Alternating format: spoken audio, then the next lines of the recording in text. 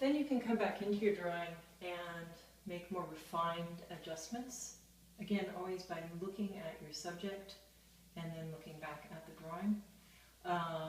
You can even add a little bit of the elements of blind contour drawing, just go back into everything we've done in the past. If you're starting to lose the three-dimensionality, you can think about like drawing some interior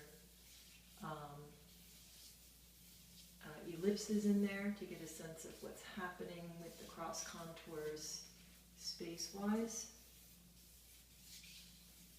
so that we remember that this is a volume. Now, if you have a chamois, which is a little piece of, I think it's leather or something similar to that cloth, that you can use to sort of blot down your charcoal, or you can use a rag, or in this case I like, since I don't have either of those, I like the toilet paper a little bit better than the paper towels, just because it's softer. So if my charcoal starts to get a bit dark, I have options. I can, now I don't want you to get into blending, this is really more about value than blending. So if I need to adjust a line, I can always use one of my erasers. The white eraser is going to be a little more forceful and can be used to pull out highlights. The kneaded eraser can just blot down how intense the grays are. So in this case, if I want to start bringing out some of the highlights of my face, I can look and then I can pull out some of those planes. So I know that I've also got, so let's see, I use my chamois to, sometimes I just dust the whole thing a little bit with charcoal if I'm going to be working with the eraser. So the whole thing is a little bit gray. So now it's like working with some white charcoal. And I've got a little bit of a highlight here. So I see that, because that's the highlight. This is, you know, always think of the sphere. This is the underside of my cheekbone, and this is sort of a part of a curve. So this is the top, this is where the highlight is, this is where the grays are going to be, and this is where the darks are going to be. So I'm going to pull out a little bit of that highlight, also a little more highlight at the top of my head, and then I can see that there's also my brow also has a little miniature curve. So even though my whole head has a curve, this also has a bit of a curve.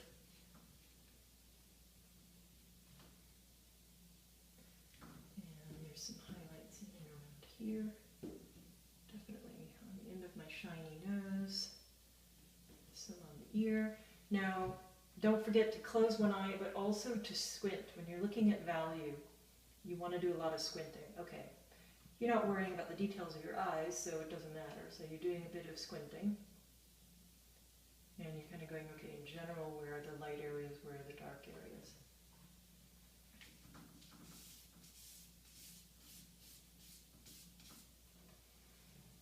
Okay.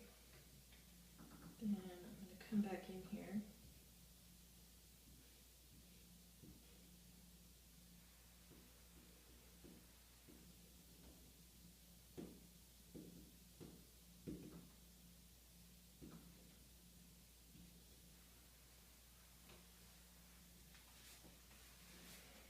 Some of these marks that I originally made have gotten a little bit dark for the shading part, so I'm going to lighten them up because I know where the eyes are going now.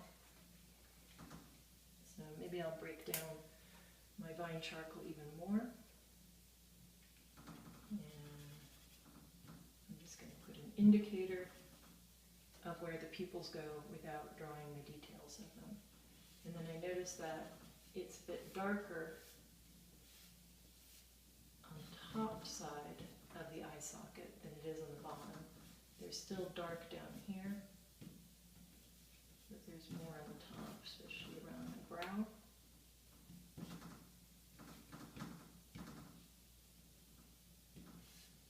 Definitely under the nose, that little, I forget what this is called, that goes under the lip.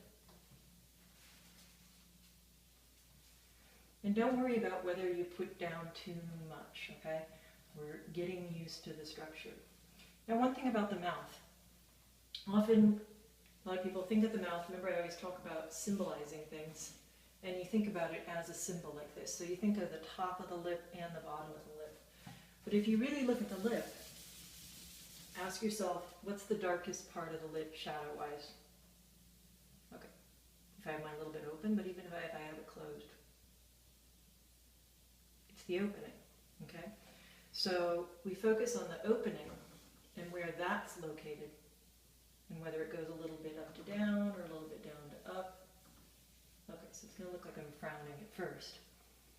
The shadow is falling down here. The top of my lip is what comes up into the highlight.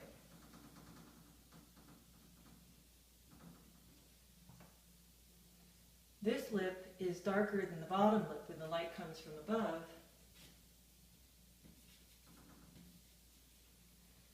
Because it's underhung, so it's got a shadow on it. The bottom lip has highlight on it again.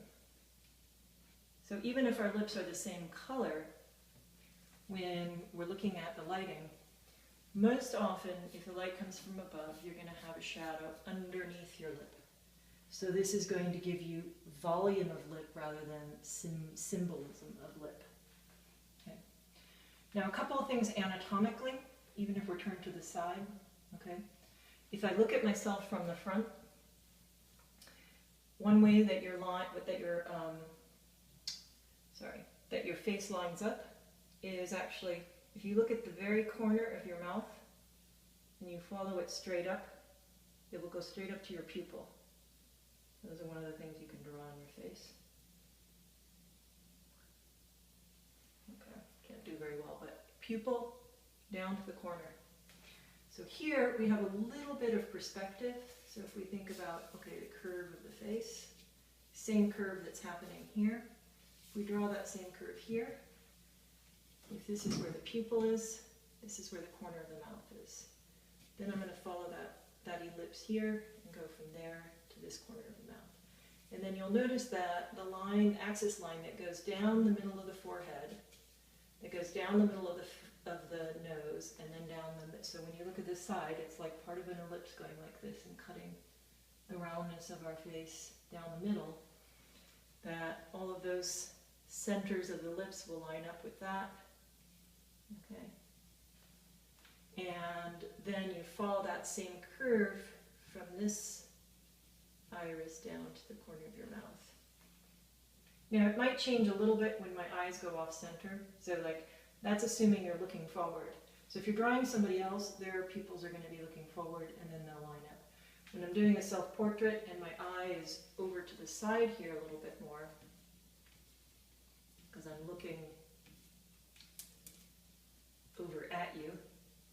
Okay, looking a little scary there, but so let's say I'm looking out of the corner of my eye there, back at you. It's going to line up with the center of the eye space. Okay.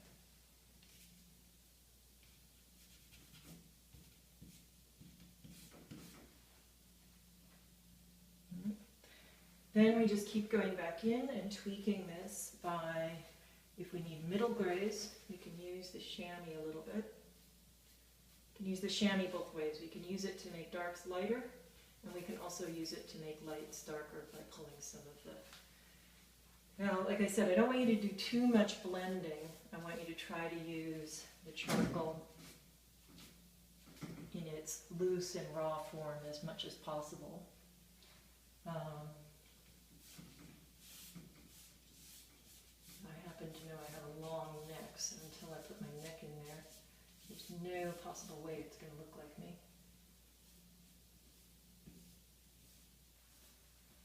Alright, so I still have some work to do. Remember, you have these neck muscles that come along here and go down towards the center, and then you have these ones that come here and go back towards the back. So if you think about those, it's going to help you.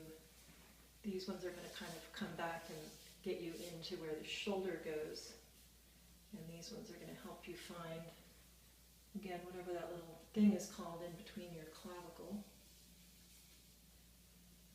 And that's where your clavicle is going to come and join with your shoulder, but we'll get into all that later on.